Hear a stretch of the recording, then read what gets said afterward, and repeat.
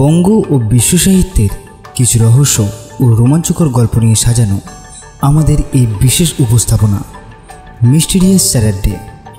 আজকে মিস্টিরিয়াস স্যাটারডেতে আপনাদের জন্য নিয়ে এসেছি শরৎচন্দ্র চট্টোপাধ্যায়ের লেখা বোঝা। গল্পের সূত্রধার ও গল্প পাঠে আমি নীল।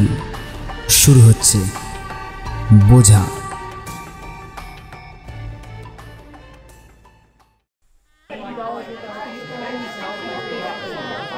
সাগরপুরে আজ মহাধুম। রোশন চৌকিয়ার ঢাকের বাদ দিয়ে গ্রাম সরগম। বেশ সপ্তাহ ধরেই যে কী কাণ্ড বেঁধে গেছে তা গ্রামের এবং পার্শ্ববর্তী সবাই জানে। এই রাজকীয় যজ্ঞে ঢাক ঢোলের এমন মহান একত্র সমাবেশ, সানাই দলের এমন আদর্শ ঐক্যভাব, নানান রকম বাদ্যযন্ত্রে এমন প্রচণ্ড বিক্রম দেখা দিয়েছিল যে গ্রামের লোক ইতিপূর্বে এমন কাণ্ড কখনো আর দেখেনি। রং বেরঙের বাদ্যযন্ত্রের সাহায্যে মানুষের যে আনন্দ কোলাহল উপস্থিত হয়েছিল তাতে গ্রামের পশুগুলো অত্যন্ত বিরক্ত হয়ে গেছে, বিশেষ করে গরু বাছুরের দল। এত সমারোহের কারণ একটা নাবালক 14 বর্ষীয় বালকের বিয়ে। সাগরপুরের জমিদার শ্রীযুক্ত হরদেব মিত্রের একমাত্র পুত্রের বিবাহ উপলক্ষে এমন কাণ্ড বেঁধে গিয়েছে। হরদেব মিত্র বেশ বড় লোক, প্রায় 25-26 হাজার টাকা তার বাৎসরিক আয়। পাত্রের নাম শ্রীযুক্ত সত্যেন্দ্র কুমার মিত্র। হেয়ার সাহেবের স্কুলে এন্ট্রান্স ক্লাসে পড়ে। অত অল্প বয়সে বিবাহের কারণ একমাত্র সত্যেন্দ্রের মায়ের বৌমা দেখবার একান্ত স্বাদ। বর্ধমান জেলার দিলজানপুরের জমিদার শ্রীযুক্ত কামাখ্যাচরণ চৌধুরীর কনিষ্ঠা কন্যা সরলার সাথে সত্যেন্দ্রের বিবাহ হয়ে গেল। রাঙা বউ। সত্যেন্দ্র মহাসুখী।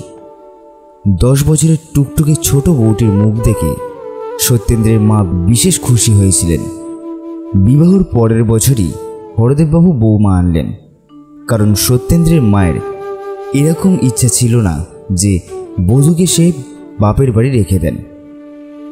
তিনি প্রায় বলতেন, বিয়ে হওয়ার পর মেয়েকে আর বাপের বাড়ি রাখতে নেই। মতটা মন্দ নয়। সত্যেন্দ্রের পড়াশোনার সুবিধার জন্য হরদেববাবুকে সস্ত্রীক কলকাতাতেই থাকতে হতো। সরলায় কলকাতায় আসলো। অল্প বয়সে বিয়ে হয়েছিল। কিছুদিন পরে কামাখ্যাবাবু সরলাকে একবার বাড়ি নিয়ে গেলেন। তার 2-1 মাস পরে সত্যেন্দ্র একদিন রাগ করে বলেছিল, বইগুলোতে ছাতা ধরেছে, দোয়াতের কালি শুকিয়ে গেছে, এমন একজন নেই যে এগুলো দেখে। কথাটা মা বুঝলেন। হরদেববাবুরও কানে গেল। তিনি হেসে বউ আনতে পাঠালেন। লিখলেন, আমার বাড়িতে বড় গোলযোগ উপস্থিত হয়েছে, মা ছাড়া বোধহয় থামবে না, সুতরাং মাকে পাঠিয়ে দেন। আবার সরলা আসলো। সত্যর ছোটোখাটো কাজগুলি সেই করত। বইগুলি ঝেড়ে মুছে সাজিয়ে রাখা, কলেজের কাপড় জামাগুলো ঠিক করে রাখা, অর্থাৎ তাড়াতাড়িতে 2 হাতে 2 রকমের বোতাম, কিংবা খেতে খেতে অত্যন্ত দেরি হয়ে গেছে, কলেজের 1 ঘন্টা যায় সময় এক পায়ে কার্পেটের অপর পায়ে বার্নিশ করা জুতো সে না পরে ফেলে, এইসব কাজগুলো সরলাই দেখত। সরলা না থাকলে এসব গণ্ডগোল তার প্রায়ই হতো। এমন অন্যমনস্ক লোক কেউ কখনো দেখেনি। এসব কাজ সরলা ছাড়া অন্য কারোর দ্বারা হতো না। আর হলেও সত্যেন্দ্রের পছন্দ হতো না বলেই বটে, কাজগুলো সরলাই করত। সুশীলা সরলার বড় দিদি, তার ছেলের ভাত। সুতরাং কামাখ্যাবাবু নাতির অন্নপ্রাশন উপলক্ষে সরলাকে বাড়ি নিয়ে যাওয়ার জন্য কলকাতায় আসলেন। সরলার দিদি সরলা ও সত্যেন্দ্রকে যাওয়ার জন্য বিশেষ অনুরোধ করে পত্র লিখেছে। বিশেষ সরলা প্রায় 3 বছর যাবৎ দিলজানপুরে যায়নি। সত্যেন্দ্রও যখন যেতে সম্মত হলো, তখন কামাখ্যাবাবু পরম আনন্দে জামাই এবং মেয়েকে নিয়ে দেশে আসলেন। গৃহিণী বহুদিন পর তাদের একসাথে পেয়ে অত্যন্ত খুশি হলেন। যার ছেলের ভাত সে এসে দুজনকে অনেক কথা শুনিয়ে দিল, অনেক রকমভাবে আপ্যায়ন করল। শুভকর্ম নির্বিঘ্নে সমাধান হয়ে যাওয়ার পর সত্যেন্দ্র বাড়ি যেতে চাইল, কিন্তু তার শাশুড়ি তাতে বিশেষ করে আপত্তি জানালেন। বললেন, এতদিন পরে এসছো, আরও কিছুদিন থাকতে হবে। সরলাও ছাড়ল না, সুতরাং আরও 2-4 দিন থাকতে সত্যেন্দ্র সম্মত হলো। 2-4 দিন কেটে গেল, তো সরলা ছাড়তে চায় না, কিন্তু না গেলেও নয়, পড়াশোনার বিশেষ ক্ষতি হবে, পরীক্ষারও বিশেষ দেরি নেই। আসবার সময় সরলা জিজ্ঞেস করলো, আমাকে আবার কবে নিয়ে যাবে? সত্যেন্দ্র বলল, যখন যাবে তখনই। তাহলে বরং আমাকে 10-12 দিন পরেই নিয়ে যাবে। সত্যেন্দ্র অতিশয় আহ্লাদিত হলো, সে এতটা ভাবেনি।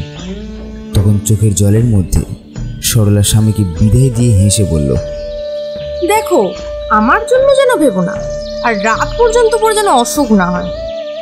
রাত্রি 10টার বেশি না পড়বার জন্য সরলা বিশেষ করে মাথার দিব্যি দিয়েছিল। কি একটা উদাস পড়া প্রাণ নিয়ে সত্যেন্দ্র সেদিন কলকাতায় পৌঁছল। সত্যেন্দ্র একখানা বই নিয়ে পড়তে বসল। বইয়ের পৃষ্ঠার সাথে মনের একটা ভীষণ দ্বন্দ্ব চলছিল। সত্যেন্দ্র গুনে দেখল, সারা দিনে মোটে 26 লাইন পড়া হয়েছে। দুঃখিতভাবে সে ভাবল, বাহ, এইরকম করলেই পাশ হবে। ক্রমে দুঃখ খানিক ক্রোধে পরিণত হলো। সে ভাবল, সবই এই পোড়ামুখী সরর দোষ। এই 5 দিন এসেছি, একটুকুও পড়তে পারিনি। আগে মনে হতো পড়ার সময় বিরক্ত করে, 10টার বেশি পড়তে গেলেই আলো নিভিয়ে দেয়, একে কোথাও পাঠিয়ে দিলে ভালো করে পড়তে পারবো। এখন দেখছি তার ঠিক উল্টো, কালই তাকে আনতে যাব, না হলে কি লজ্জার খাতিরে ফেল হতে হবে? যাই হোক, সত্যেন্দ্রনাথ এরূপ একটা মতলব আঁটছিল। কি করেই বা আনাই, কেমন করেই বা বলি, লজ্জা করে। এত ভালোই বা বাসলাম কি করে আমি? 2 দিন একটা ভৃত্য এসে একখানা টেলিগ্রাম হাতে দিল। সত্যেন্দ্র অতিশয় বিস্মিত হলো। আর ভাববার সময় নেই। কোথাকার টেলিগ্রাম?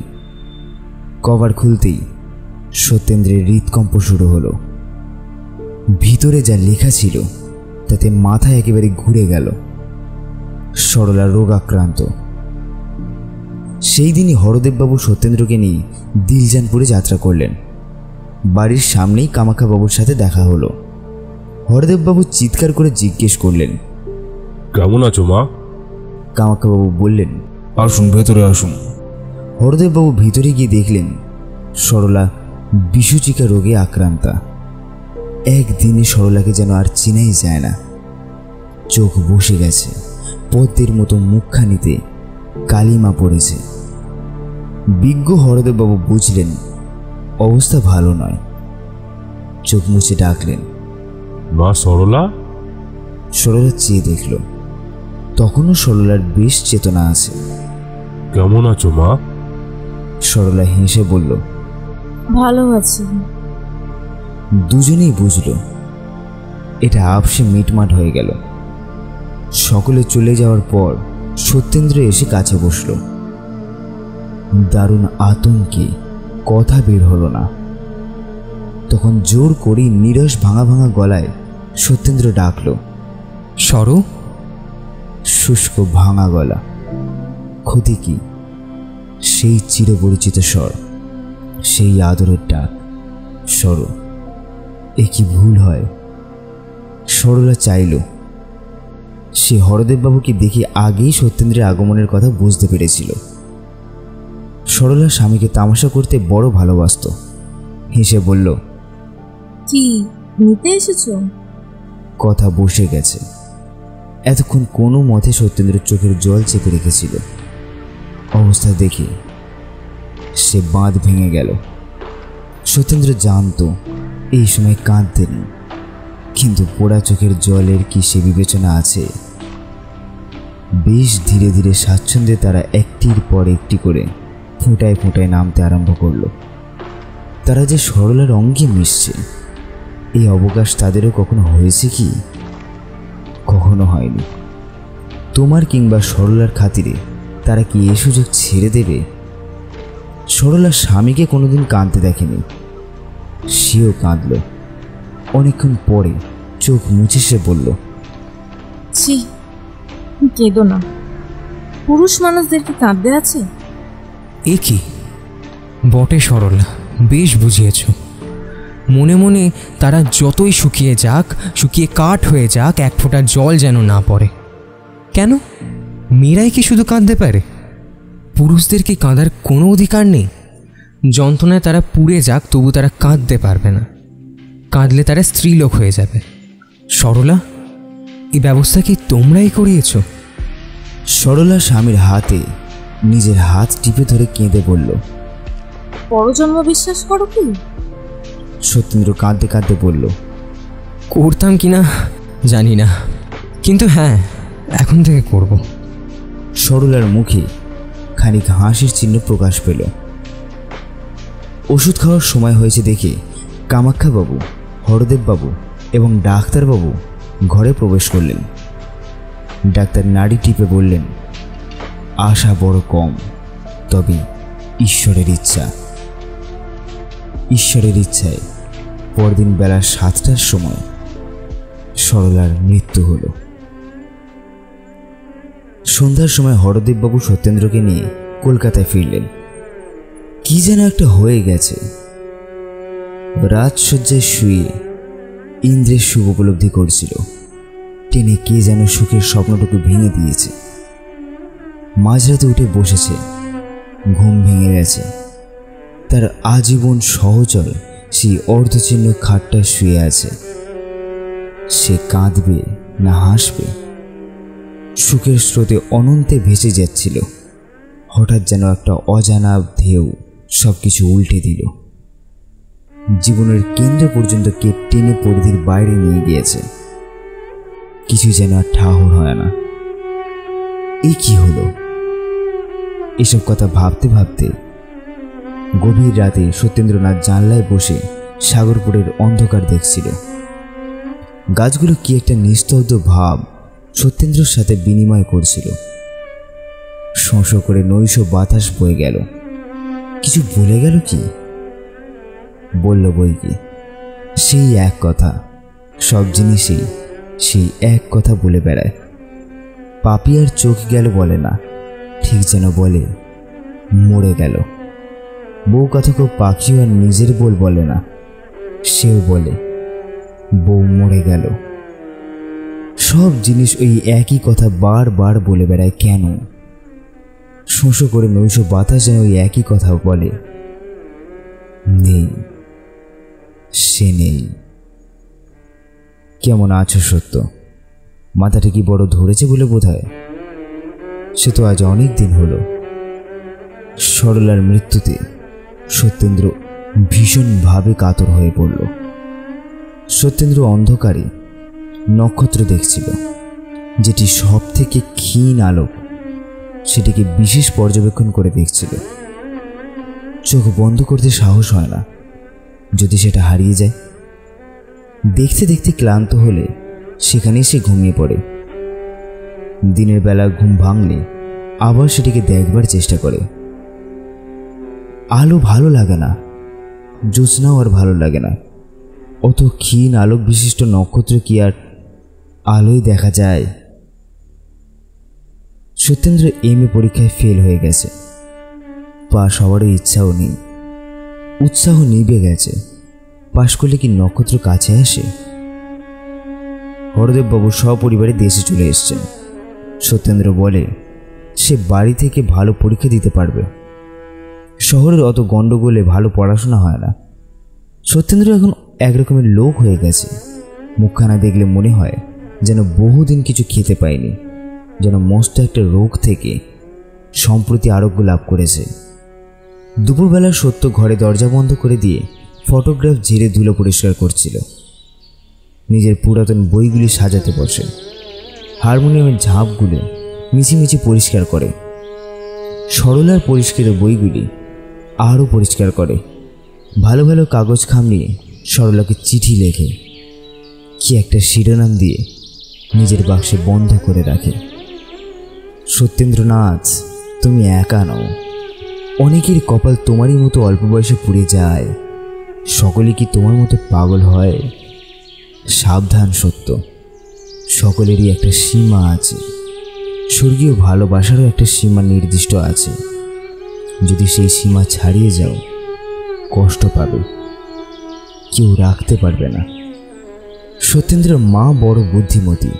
তিনি একদিন স্বামীকে ডেকে বললেন, সত্য, আমার কি হয়ে গেছে দেখেছ? কর্তা বলল, দেখছি তো, কিন্তু কি করি? আবার বিবাহ দাও। ভালো বউ হলে সত্য আবার হাসবে, আবার কথা কবে। সেদিন সত্য খেতে বসলে তার মা বললেন, আমার একটা কথা শুনবে? কি?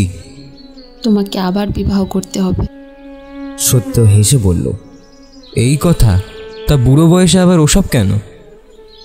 মা আগে থেকেই চোখের জল সঞ্চিত করেছিলেন, সেগুলি এখন বিনা বাক্য ব্যয় নামতে আরম্ভ করল। মা চোখ মুছে বললেন, বাবা, এই 21 বছরে কেউ বুড়ো হয় না, কিন্তু সরলার কথা মনে হলে এইসব আর মুখে আনতে ইচ্ছে হয় না।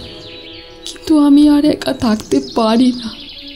পরদিন সকালে হরদেববাবু সত্যেন্দ্রকে ডেকে ওই কথাই বললেন। সত্যেন্দ্র কোনো উত্তর দিল না। হরদেববাবু বুঝলেন মৌন ভাব সম্মতির লক্ষণ মাত্র। সত্যেন্দ্র ঘরে এসে সরলার ফটোর সামনে দাঁড়িয়ে বলল, শুনছ সর, আমার বিয়ে হবে। ফটোগ্রাফ কথা বলতে পারে না, পারলে কি বলতো? বেশ তো বলতো কি? সত্যেন্দ্রের এবার কলকাতায় বিয়ে হলো। শুভদৃষ্টির সময় সত্যেন্দ্র দেখল মুখখানি বড় সুন্দর। তা হোক সুন্দর, সে আবার ভাবল তার মাথায় একটা বোঝা চেপেছে। বিয়ের পর 2 বছর নলিনী বাপের বাড়ি রইল। 3য় বছরে সে শ্বশুর বাড়ি এসছে। শাশুড়ি মা নতুন বৌমার চাঁদপানা মুখ দেখে আবার সরলাকে ভুলবার চেষ্টা করলেন, আবার সংসার পাতবার চেষ্টা করলেন। রাত্রে যখন দুজনে পাশাপাশি শুয়ে থাকে তখন কেউই কারোর সাথে কথা বলে না। নলিনী ভাবে, কেন এত অযত্ন? সত্য ভাবে, এ কোথাকারকে যে আমার সরোজ জায়গায় শোবে? নতুন বধূ লজ্জায় স্বামীর সাথে কথা বলতে পারে না। সত্যেন্দ্র ভাবে, কথা না বলাই ভালো। একদিন রাত্রে সত্যেন্দ্র ঘুম ভেঙে গেলে সে দেখল বিছানায় কেউ নেই। ভালো করে চেয়ে দেখল কে একজন জানলায় বসে আছে। জানলা খোলা, খোলা পথে জ্যোৎস্নার আলো প্রবেশ করেছে। সেই আলোয় সত্যেন্দ্র নলিনীর মুখের খানিক অংশ দেখতে পেল। ঘুমের ঘরে জ্যোৎস্নার আলোয় মুখখানি বড় সুন্দর দেখালো। কান পেতে সে শুনল নলিনী কাঁদছে। সত্য ডাকল, নলিনী। নলিনী চমকে উঠল। স্বামী আহ্বান করেছে। অন্য মেয়ে কি করতো জানি না, কিন্তু নলিনী ধীরে ধীরে এসে তার পাশে বসল। সত্যেন্দ্র বলল, কাঁদছো কেন? কি হলো? এমা, কাঁদছো কেন? চোখের জল দ্বিগুণ মাত্রায় বইতে লাগলো। তার 16 বছর বয়সের স্বামীর এই আদরের কথা। অনেকক্ষণ চেপে চেপে কেঁদে চোখ মুছে ধীরে ধীরে সে বলল, তুমি আমাকে দেখতে পারো না কেন? কি জানি কেন সত্যরও বড় কান্না পাচ্ছিল। তা রোধ করে সে বলল, দেখতে পারি না তোমাকে, এটা তোমায় কে বলল? তোমায় যত্ন করতে পারি না। নলিনী নিরুত্তরে সব কথা শুনল। সত্যেন্দ্র কিছুক্ষণ নীরব থেকে বলল, ভেবেছিলাম এ কথা কাউকে বলবো না, কিন্তু দেখছি না বলেও কোনো লাভ নেই। তোমাকে কিছু গোপন করব না। সব কথা শুনলে তুমিও বুঝতে যে আমি এমন কেন। আমি এখনও সরলাকে, মানে আমার পূর্ব স্ত্রীকে ভুলে উঠতে পারিনি। ভুলবো এমন আশাও রাখি না, আর সত্যি বলতে ইচ্ছাও নেই। তুমি হতভাগ্যের হাতে পড়েছ। তোমাকে কখনো সুখী করতে পারবো এই আশা তুমি মনে রেখো না। নিজের ইচ্ছায় তোমাকে আমি বিয়ে করিনি, নিজের ইচ্ছায় তোমাকে ভালোও বাসতে পারবো না। গভীর রাতে দুজনে অনেকক্ষণ এইভাবে বসে রইল। সত্যেন্দ্র বুঝতে পারল নলিনী কাঁদছে। সে কেঁদেছিল কি? একে একে সরলার কথা মনে পড়তে লাগলো। ধীরে ধীরে সেই মুখখানি হৃদয় জেগে উঠল। সেই সরলার সেই কথা, নিতে এসেছ? মনে পড়ল অনাহুত অশ্রু সত্যেন্দ্রর চোখ রোধ করল। তারপর গাল বেয়ে ধীরে ধীরে ঝরে পড়ল। চোখ মুছে সত্যেন্দ্র ধীরে ধীরে নলিনীর হাত দুটো নিজের হাতে নিয়ে বলল, কেঁদো না নলিনী, এতে আমার হাত কি বলো? রাত দিন ধরে আমি যে যন্ত্রণা ভোগ করি তা কেউ জানে না। মনে বড় কষ্ট। এই কষ্ট যদি কখনো যায় তাহলে হয়তো তোমাকে ভালোবাসতে পারবো, হয়তো তোমাকে আবার যত্ন করতে পারবো। এই বিষাদপূর্ণ স্নেহ মাখা কথার মূল্য কজন বোঝে? নলিনী বড় বুদ্ধিমতী। সে স্বামীর কষ্ট বুঝল। স্বামী তাকে ভালোবাসে না এ কথা সে তার মুখে শুনল, কিন্তু তার অভিমান হলো না।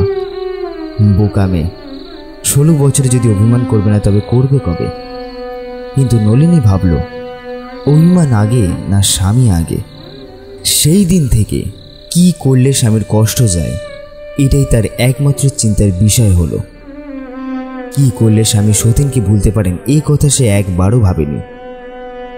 ব্যথার যদি কেউ ব্যথী হয়, কষ্টতে যদি কেউ সহানুভূতি প্রকাশ করে, দুঃখের কথা যদি কেউ আগ্রহ করে শোনে, তাহলে বোধহয় তার মতো বন্ধু এ জগতে আর নেই। এরপর সত্যেন্দ্র নলিনীকে প্রায় আগের কথা জানাতো। কত রাত দুজনের সেই একই কথায় শেষ হতো। সত্যেন্দ্র যে কেবল বলতো তা নয়, নলিনী আগ্রহের সাথে স্বামীর আগের ভালোবাসার কথা শুনতে ভালোবাসত। 2 বছর কেটে গেছে। নলিনীর বয়স এখন 18 বছর। তার আর আগের মতো কষ্ট নেই। স্বামী এখন আর তাকে অযত্ন করেন না। স্বামীর ভালোবাসা জোর করে সে নিয়েছে। যে জোর করে কিছু নিতে জানে সে তা রাখতেও জানে। তার এখন আর কোনো কষ্টই নেই। সত্যেন্দ্রনাথ এখন পাবনার ডেপুটি ম্যাজিস্ট্রেট। স্ত্রীর যত্নে, স্ত্রীর ঐকান্তিক ভালোবাসায় তার অনেক পরিবর্তন হয়েছে। কাছারির কর্মের অবকাশে সে এখন নলিনীর সাথে গল্প করে, উপহাস করে, গান বাজনা করে আনন্দ পায়। এক কথায় সত্যেন্দ্র অনেকটা মানুষ হয়েছে। মানুষ যেটা পায় না সেটাই তার অত্যন্ত প্রিয় সামগ্রী হয়ে দাঁড়ায়। মানুষ চরিত্রই এমন। তুমি অশান্তিতে আছো, শান্তি খুঁজে বেড়াও। আমি শান্তি ভোগ করছি, তবু কোথা থেকে যেন অশান্তিকে টেনে নিয়ে এসো। ছল ধরা যেন মানুষের স্বভাব সিদ্ধ ভাব। যে মাছটা পালিয়ে যায় সেটাই কিছুই বড় হয়। সত্যেন্দ্রনাথও মানুষ। মানুষের স্বভাব কোথায় যাবে? এত ভালোবাসা, যত্ন ও শান্তির মধ্যে তার হৃদয়ে মাঝে মাঝে বিদ্যুতের মতো অশান্তি জেগে ওঠে।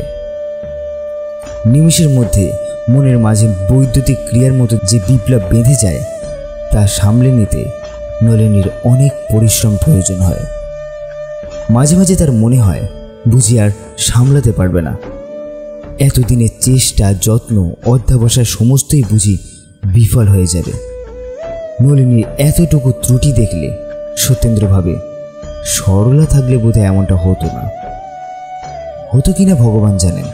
হয়তো হতো না, হয়তো এর থেকে 4 গুণ বেশি হতো। কিন্তু তাতে কি? সে মৎস্য যে পালিয়ে গেছে। সত্যেন্দ্র এখনো সরলাকে ভুলতে পারে না। কাছারি থেকে এসে যদি নলিনীকে সে না দেখতে পায় এমনই মনে করে। নলিনী বড় বুদ্ধিমতী। সে সর্বদা স্বামীর কাছে থাকে, কারণ সে জানত এখনও তিনি সরলাকে ভোলেননি। একেবারে ভুলে যান এই ইচ্ছা নলিনীর কখনো মনে হয় না। তবে অনর্থক মনে করে কষ্ট না পান এই জন্যেই সে সর্বদা কাছে থাকত, যত্ন করত।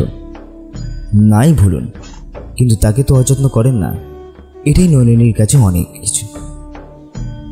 গোপীকান্ত রায় পাবনার একজন সম্ভ্রান্ত উকিল। কলকাতায় তার বাড়ি নলিনীদের বাড়ির কাছে। কি একটা সম্বন্ধ থাকায় নলিনী তাকে কাকা বলে ডাকে। রায় খুড়িমা প্রায় রোজই সত্যেন্দ্রের বাড়িতে বেড়াতে আসেন। গোপীবাবুও প্রায় আসেন। গ্রাম সম্পর্কে খুড়তুতো শ্বশুরকে সত্যেন্দ্রনাথ অতিশয় মান্য করে। সত্যেন্দ্রের বাড়ি তার বাড়ি থেকে দূরে হলেও উভয় পরিবারে বেশ মেলামেশি হয়ে গেছে। নলিনীও মাঝে মাঝে কাকার বাড়ি বেড়াতে যায়, কারণ একই কাকার বাড়ি। তাতে গোপীবাবুর কন্যা হেমার সাথে তার বড় ভাব। বাল্যকালের বন্ধু, কেউ কাকে ছাড়তে চায় না। সেদিন তখন 12টা বেজে গেছে। সত্যেন্দ্র কাছারি চলে গেছে। কোনো কাজ নেই দেখে নলিনী ছবি আঁকতে বসল, কিন্তু তৎক্ষণাৎ গড়গড় করে একখানা গাড়ি ডেপুটি বাবুর বাড়ির সামনে এসে দাঁড়ালো। ভীষণ কোলাহল করতে করতে হেমাঙ্গিনী এসে উপস্থিত হলো। হেমা এসে একেবারে নলিনীর চুল ধরে বলল, আর লেখাপড়ার দরকার নেই, ওঠ আমাদের বাড়ি চল, কাল দাদার বউ এসেছে। নলিনী বলল, বউ এসছে, সঙ্গে আনলে না কেন? তা কি হয়, নতুন এসেছে, হঠাৎ তোর এখানে আসবে কেন? আমি বা তবে যাবো কেন? তোর ঘাড় যাবে, এই আমি টেনে নিয়ে যাচ্ছি। চুল ধরে টেনে নিয়ে গেলে নলিনী কেন, অনেককেই যেতে হতো। নলিনীকেও যেতে হলো। যেতে নলিনীর বিশেষ আপত্তি ছিল, কারণ তাদের বাড়ি গেলে ফিরে আসতে দেরি হয়। 2-1 দিন নলিনীর বাড়ি ফেরবার আগেই সত্যেন্দ্রনাথ কাছারি থেকে ফিরেছিলেন। সেরকম অবস্থায় সত্যেন্দ্রের বড় অসুবিধা হতো। তিনি কিছু মনে করুন আর নাই করুন, নলিনীর বড় লজ্জা করত, কারণ সে জানত কাছারি থেকে ফিরে এসে তার হাতের বাতাস না খেলে স্বামীর গরম ছুটত না। বিধাতার ইচ্ছা, বহু চেষ্টায় আজও নলিনী 7টার আগে ফিরতে পারল না। সে এসে দেখল সত্যেন্দ্র সংবাদপত্র পাঠ করছে। তখনও কিছু খায়নি। খাওয়ানোর ভার নলিনী নিজের হাতেই রেখেছিল। কাছে আসলে সত্যেন্দ্র হাসল, কিন্তু সে হাসির নলিনীর ভালো মনে হলো না। সে ভিতরে ভিতরে শিউরে উঠল। আসন পেতে নলিনী জলখাবার খাওয়াতে চেষ্টা করল, কিন্তু সত্যেন্দ্র কিচ্ছু স্পর্শও করল না। খিদে একেবারে নেই। বহু সাধ্য সাধনাতেও সে কিচ্ছু খেল না। নলিনী বুঝল এই অভিমান কি জন্যে। আজ হেমাঙ্গিনী শ্বশুরবাড়ি যাবে। তার স্বামী উপেন্দ্রবাবু তাকে নিতে এসছেন। নলিনী বহুদিন হেমার সাথে দেখা করেনি, তাই আজ হেমা অনেক দুঃখ করে তাকে যেতে বলেছে। নলিনী প্রতিজ্ঞা করেছিল স্বামীর অনুমতি ছাড়া সে আর কোথাও যাবে না, কিন্তু আজ সে প্রতিজ্ঞা রক্ষা করতে গেলে প্রিয় বন্ধুর সাথে আর দেখা হবে না। নলিনী বড় বিপদে পড়ল। হেমা লিখেছে তারা 3টে ট্রেনে রওনা হবে। তাহলে স্বামীর অনুমতি নেওয়া কি করে হবে? বহু কুতর্কর পর নলিনী যাওয়াই স্থির করল। যাওয়ার সময় দাসীকে সে বলে দিল যেন ঠিক 3টের সময় রায়দের বাড়িতে গাড়ি পাঠানো হয়।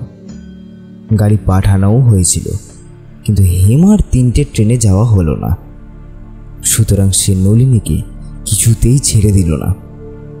অনেক জেদ করেও সে হেমার হাত এড়াতে পারল না। হেমা আজ অনেক দিনের জন্য চলে যাচ্ছে, কতকাল আর দেখা হবে না।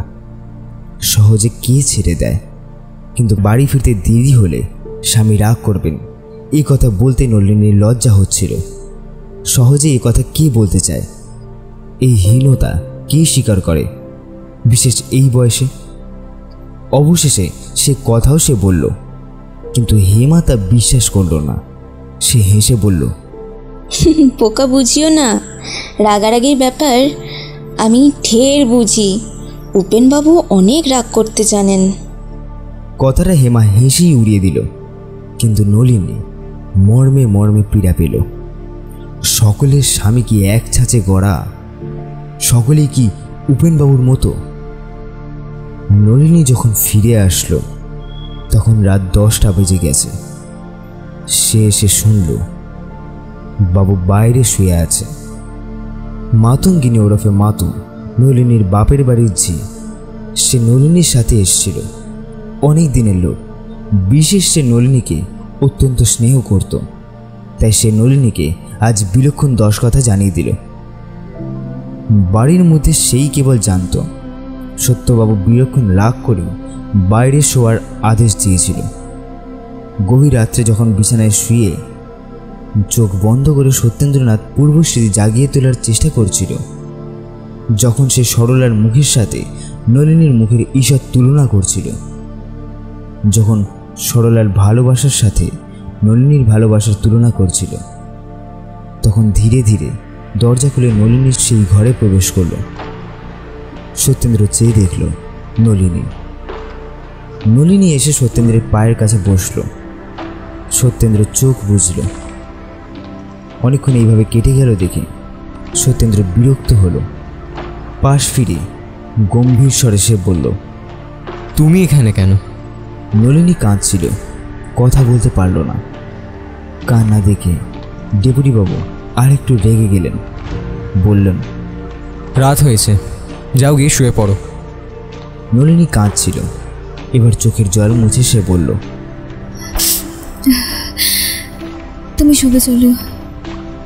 সত্য ঘাড় নাড়ল, বলল, আমার বড় ঘুম পেয়েছে, আর উঠতে পারবো না। কাঁদলে সত্যেন্দ্র বিরক্ত হয়। নলিনী চোখের জল মুছে দিয়েছে। স্বামীর কাছে আর সে কাঁদবে না। ধীরে ধীরে পায়ের উপর হাত রেখে নলিনী বলল, এবার আমাকে ক্ষমা করো, এখানে তোমার বড় কষ্ট হবে, ভিতরে চলো। সত্যেন্দ্র আর ভিতরে যাবে না প্রতিজ্ঞা করেছে। সে বলল, কষ্টের কথা এত রাত্রে আর ভেবে কাজ নেই, তুমি শো গিয়ে, আমিও ঘুমাই। নলিনী সত্যেন্দ্রকে চিনত। সমস্ত রাত সে নিজের ঘরে বসে কেঁদেই কাটালো। বলি, ও হেমাঙ্গিনী, একবার দেখে গেলে না, রাগারাগির ব্যাপার তুমি তো ভালোই বোঝো, একবার মিটিয়ে যাবে না? পরদিনও সত্যেন্দ্র বাড়ির ভিতরে আসলো না বা নলিনীর সাথে দেখা করলো না। নলিনীর একখানা চিঠি মাতু সত্যেন্দ্রের হাতে দিয়েছিল। সে সেটা না পড়ি মাতঙ্গিনীর সামনেই ছিঁড়ে ফেলে দিয়ে এসব আর না আনতে আদেশ দিল। 4-5 দিন পরে একদিন নলিনীর বড় দাদা শ্রীযুক্ত নরেন্দ্রনাথ পাবনায় এসে পৌঁছালেন। হঠাৎ দাদাকে দেখে নলিনী অতিশয় সন্তুষ্ট হলো, কিন্তু ততটাই বিস্মিত হলো। দাদা যে? নরেন্দ্রবাবু নলিনীর সাথে সাক্ষাৎ করে হেসে বললেন, বাড়ি যাওয়ার জন্য এত ব্যস্ত হয়েছিস কেন বল? ব্যস্ত কথাটার অর্থ নলিনী তখনই বুঝে ফেলল। হেসে বলল, তোমাদের যে অনেকদিন দেখিনি। যেদিন স্বামীর চরণে প্রণাম করে নলিনী দাদার সাথে গাড়িতে উঠল, সেই রাত্রে সত্যেন্দ্রনাথ একটুকু ঘুমোতে পারল না। সমস্ত রাত ধরে সত্যেন্দ্র ভাবছিল এতটা না করলেও চলত। অনেকবার সত্যেন্দ্রের মনে হয়েছিল এখনো সময় আছে, এই সময়েও গাড়ি ফিরিয়ে আনি, কিন্তু হায় রে অভিমান, তার জন্যই নলিনীকে ফিরিয়ে আনা হলো না। যাওয়ার সময় মাতুও সঙ্গে গিয়েছিল, সেই কেবল যাওয়ার যথার্থ কারণ জানত। নলিনী মাতুকে বিশেষ করে বলে দিয়েছিল যেন সে বাড়িতে কোনো কথা না বলে। নলিনী মনে করল এই কথা প্রকাশ করলে স্বামীর অপমান করা হবে। ভালো হোক আর মন্দ হোক, তার স্বামীকে লোকে মন্দ বলার কে? বাপের বাড়ি গিয়ে নলিনী পিতামাতার চরণে প্রণাম করল, ছোট ভাইটিকে কোলে নিল। শুধু হাসতে পারল না। মা বললেন, নলিনী একদিনের গাড়ির পরিশ্রমে একেবারে শুকিয়ে গেছে, কিন্তু সে শুষ্ক মুখ আর প্রফুল্ল হল না। পৃথিবীতে প্রায় দেখা যায় একটা সামান্য কারণ থেকে গুরুতর অনিষ্টের উৎপত্তি হয়। শূর্পণখার সামান্য চিত্ত চাঞ্চল্যেই স্বর্ণ লঙ্কা ধ্বংসের কারণ হয়েছিল। জগতে এরকম দৃষ্টান্ত বিরল নয়। এখানেও একটা সামান্য অভিমানে ভীষণ বিপত্তি ঘটে গেল। সত্যেন্দ্রনাথের দোষ দেব কি? নলিনী কখনো অভিমান করেনি। স্বামীর কষ্টের কথা মনে করে সে নীরবে সমস্ত সহ্য করত, কিন্তু সে আর পারল না। সে ভাবল এই ছোট্ট কারণে যে স্বামী কর্তৃক পরিত্যক্ত হয় সে মরে না কেন। দারুণ অভিমানে নলিনী শুকাতে লাগল। ওদিকে সত্যেন্দ্রের অভিমান ফুরে গিয়েছে। এক দণ্ড না থাকলে যার চলে না, তার এই মিছে অভিমান কতদিন থাকে? অভিমান দারুণ কষ্টের কারণ হয়ে দাঁড়িয়েছে। সত্যেন্দ্র প্রতিদিন চেয়ে থাকে আজ হয়তো নলিনীর চিঠি আসবে, হয়তো সে লিখবে, আমায় নিয়ে যাও। সত্যেন্দ্র ভাবে তাহলে মাথায় করে নিয়ে আসবে, আর কখনো এরকম অন্যায় ব্যবহার করবে না। কিন্তু ভবিতব্যকে অতিক্রম করবে। যা হবার তা হবে। তুমি আমি ক্ষুদ্র প্রাণী মাত্র। আজ কাল করে 6 মাস কেটে গেল। হতভাগিনী কোনো কথা লিখল না। পাপিষ্ঠ সত্যেন্দ্রনাথ ভাঙল, কিন্তু মচকাল না। 6 মাস কেটে গেল। ক্রমশ সত্যেন্দ্রনাথের অসহ্য হলো। লুপ্ত অভিমান এবার দৃঢ় হয়ে উঠল। ক্রোধ এসে তাতে যোগ দিল। হিতাহিত জ্ঞান হারিয়ে সত্যেন্দ্রনাথ নিজের দোষ দেখল না। ভাবল যার অহংকার এত, তার প্রতিশোধ তদ্রূপ প্রয়োজন। কেউই নিজের দোষ দেখল না। সেই অর্ধমিলিত হৃদয় দুটি আবার চিরকালের জন্য বিভিন্ন হয়ে চলল। যৌবনের প্রারম্ভে সংকুচিত লতাকে কে টেনে বাড়িয়েছিল, কিন্তু আর সহে না। এবার ছিঁড়বার উপক্রম হলো। সত্যেন্দ্রনাথ, তোমার দোষ দিই না, তারও দিই না। দুইজনেই ভুল করেছ, দোষ করনি। ভুল দেখতে পারলে আত্মগ্লানি কার যে অধিক হতো তা ভগবানই জানেন। আমরাও বুঝতে পারতাম না, তোমরাও পারতে না। বুঝতে পারি না কি আকাঙ্ক্ষায় কি স্বাদ পূর্ণ করতে তোমরা এতটা করলে। স্বাদ মেটে না, মেটবার ইচ্ছাও নেই। কি স্বাদ তাও হয়তো ভালো বুঝতে পারি না, কিন্তু কাতর হৃদয় কি একটা অতৃপ্ত আকাঙ্ক্ষায় সকল সময় হা হা করে ওঠে।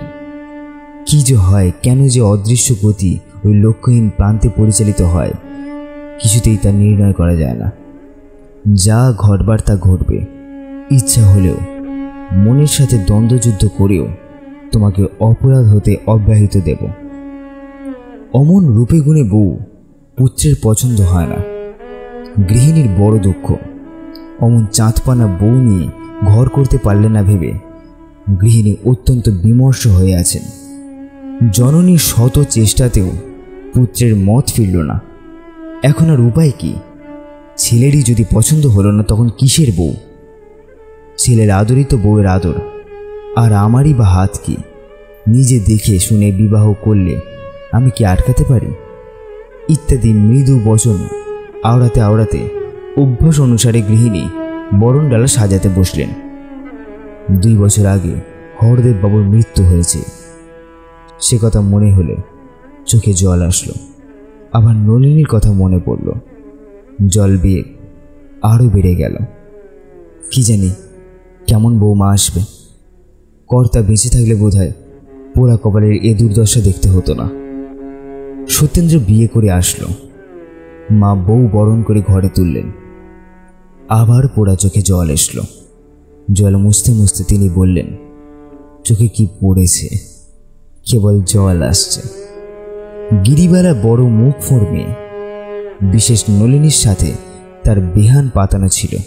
সে বলেই ফেলল, এই বয়সেই 3 বার, আবার কত কি চোখে পড়বে কে জানে। কথাটা গৃহিণী শুনলেন, সত্যরও কানে গেল। কাল সাধের ফুলসজ্জা।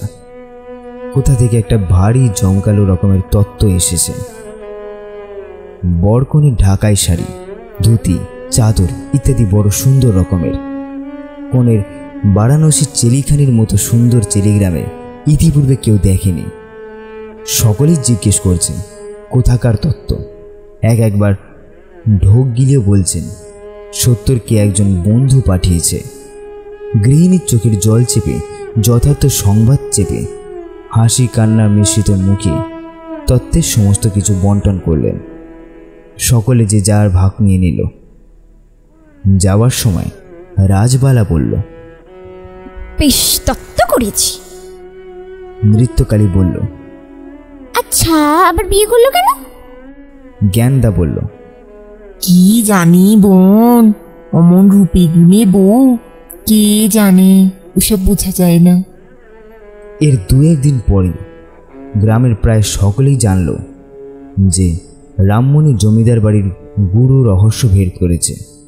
নাপিতের মেয়ে না হলে এত বুদ্ধি কি বামন কায়েতের মেয়ের হয়?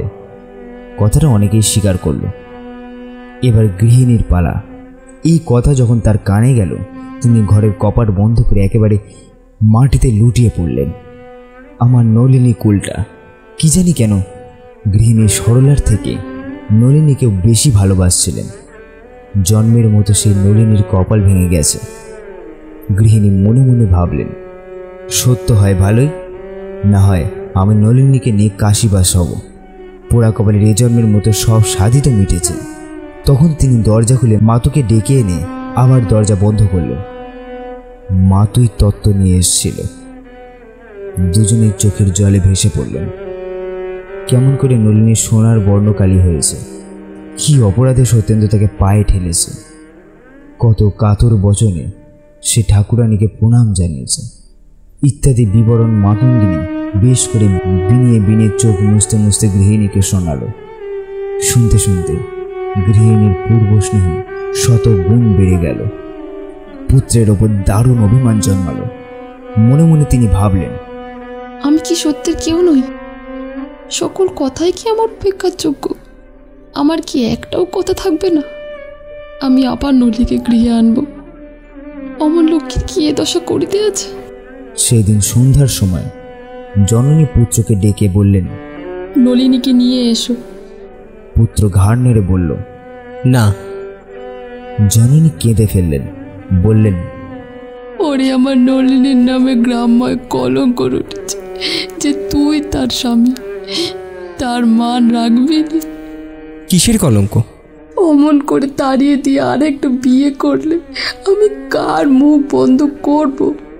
মুখ বন্ধ করে কি হবে? তবু আনবিনি? না। জননী অতিশয় ক্রুদ্ধ হলেন। কিরূপ ক্রুদ্ধ হতে হবে এবং তখন কি কথা বলতে হবে তা তিনি আগে থেকে স্থির করে এসেছিলেন। সুতরাং কিছু ভাবতে হলো না। বললেন, তবে কালই যেন তাকে কাশী পাঠিয়ে দেওয়া হয়। তিনি এখানে এক দণ্ড আর থাকতে চায় না। কিন্তু সত্য আর সেই সত্য নেই। সরলার আদরের ধন, ক্রীড়ার দ্রব্য, শখের জিনিস, অন্যমনস্ক উচ্চমনা সরল হৃদয় প্রফুল্লবদন স্বামী, নলিনীর বহু যত্নের বহু ক্লেশের মনের মতো সত্যেন্দ্রনাথ আর নেই। সেও বুকে পাষাণ চেপেছে। লজ্জা, শরম, হিতাহিত জ্ঞান সকলই হারিয়েছে। সে অনায়াসে বলল, তোমার যেখানে ইচ্ছে হয়ে যাও, কিন্তু আমি আর কাউকে আনতে পারবো না। সত্যর মুখে এ কথা শুনবেন মা তার স্বপ্নেও ভাবেননি। কাঁদতে কাঁদতে চলে গেলেন। যাওয়ার সময় একবার বললেন, বউ আমার কোলটা নয়, তা বেশ যেন। গ্রামের লোকে যা ইচ্ছা হয় বলে, কিন্তু আমি তা কখনো বিশ্বাস করি না। পরদিন পিসিমা সত্যেন্দ্রকে ডেকে বললেন, তোমার এক বন্ধু তোমাকে তত্ত্ব করেছে। কে বন্ধু? জানি না, বসো, কাপড়গুলো নিয়ে আসি। অল্পক্ষণ পরে পিসিমা একতারা কাপড় নিয়ে আসলেন। সত্য দেখল বেশ মূল্যবান বস্ত্র। সে বিস্মিত হল। কোন বন্ধু পাঠিয়েছে? ছেলেখানি বেশ করে দেখতে দেখতে সে লক্ষ্য করল এক্ষুনি কি একটা বাঁধা আছে।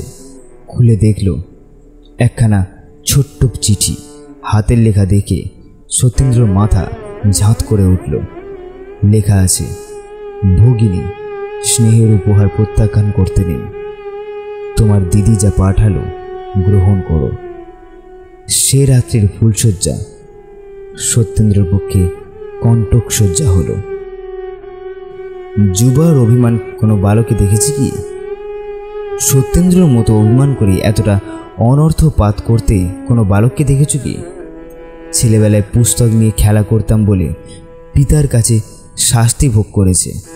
সত্যেন্দ্রনাথ, তুমি হৃদয় নিয়ে খেলা করেছ, শাস্তি পাবে ভয় কি? তোমরা যুবক, সমস্ত সংসারটাই তোমাদের সুখের নিকেতন। কিন্তু বড় দেখি, তোমাদের কারোর কি এমন একটা সময় আসেনি যখন প্রাণটা বাস্তবিকভাবেই ভারী বোধ হয়? যখন জীবনের প্রত্যেক গ্রন্থিগুলি শ্লথ হয়ে ক্লান্তভাবে ঢলে পড়বার উপক্রম করেছে? না হয়ে থাকে একবার সত্যেন্দ্রকে দেখো। ঘৃণা করতে ইচ্ছা হয়, স্বচ্ছন্দে ঘৃণা করো। ঘৃণা করো, সহানুভূতি প্রকাশ করো না। ঘৃণা করো, কিছু বলবে না, দয়া করো না। পাপী যদি মরে যায় প্রায়শ্চিত্ত ভোগ করবে কে? সত্যেন্দ্র শান্ত জীবনের প্রত্যেক দিন এক একটা দুঃসহ বোঝা নিয়ে আসে। সমস্ত দিন ছটফট করেও যেন সে বোঝা আর নামাতে পারে না। সত্যেন্দ্র মাঝে মাঝে মনে হয় যেন তার অতীত জীবন সমস্ত বিস্মৃত হয়ে গেছে। শুধু কিছুতেই ভুলতে পারে না তার সাধে নলিনী পাবনায় চরিত্রহীনা হয়েছিল, তাই সে তার স্বামীর কর্তৃক পরিত্যক্ত হয়েছে। প্রায় 2 মাস গত হলো সত্যেন্দ্রনাথের বিয়ে হয়েছে। আজ একখানা চিঠি ও একটি ছোট পার্সেল এসে সত্যেন্দ্রের কাছে পৌঁছল। পত্রটি নলিনীর দাদা নরেন্দ্রবাবু। সেটা হলো এই: সত্যেন্দ্রবাবু, অতি অনিচ্ছা সত্ত্বেও যে আপনাকে পত্র লিখিতেছি সে কেবল আমার প্রাণাধিকা ভগিনী নলিনীর জন্য। মৃত্যুর পূর্বে সে অনেক করিয়া বলিয়া গিয়াছে যেন এই অঙ্গুরীয়টি আপনার নিকট পুনর্প্রেরিত হয়। আপনার নামাঙ্কিত অঙ্গুরীয়টি পাঠাইলাম। ভগিনীর ইচ্ছা ছিল এইটি আপনার নতুন স্ত্রীকে পড়াইয়া দেন। ভরসা করি তাহার আশা পড়িবে। আমার মৃত্যুর পূর্বে সে আপনাকে বিশেষ করিয়া অনুনয় করিয়া গিয়াছে যেন তাহার ছোট ভগিনীটি ক্লেশ না পায়। শ্রী নরেন্দ্রনাথ। নলিনীর যখন একটি ছোট্ট পুত্র সন্তান হয়ে মারা যায়, সত্যেন্দ্রনাথ এই আংটিটি তার হাতে পড়ে দিয়েছিল। সে কথা মনে পড়েছিল কি? সত্যেন্দ্রনাথ আর পাবনায় যাননি। যে কারণেই হোক মা ঠাকুরানী আর কাশীবাসী হতে পারলেন না। নতুন বধূর নাম ছিল বিধু। বিধু বোধহয় পূর্বজন্মে নলিনীর বোন ছিল।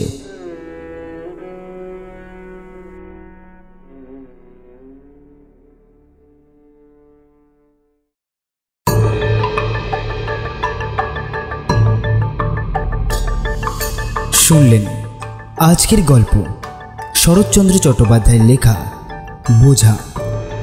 গল্পের সূত্রধার ও গল্প পাঠে আমি নীল।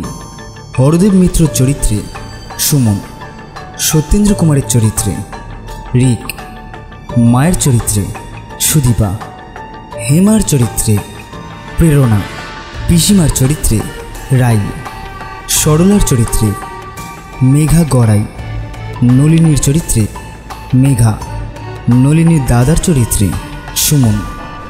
সাউন্ড এডিটিং ও পোস্টার ডিজাইন আমি নীল। গল্পটি আপনাদের কেমন লাগলো সেটা অবশ্যই কমেন্ট করে জানাবেন। আপনাদের সহায়তা আমাদের একান্ত কাম্য। এরকম আরও নতুন নতুন রহস্য ও রোমাঞ্চকর গল্প শুনতে আমাদের চ্যানেলটি অবশ্যই সাবস্ক্রাইব করুন। ফিরে আসব প্রত্যেক শনিবার নানান ধরনের রোমাঞ্চকর গল্প নিয়ে। শুনতে থাকুন মিস্টিরিয়াস স্যাটারডে।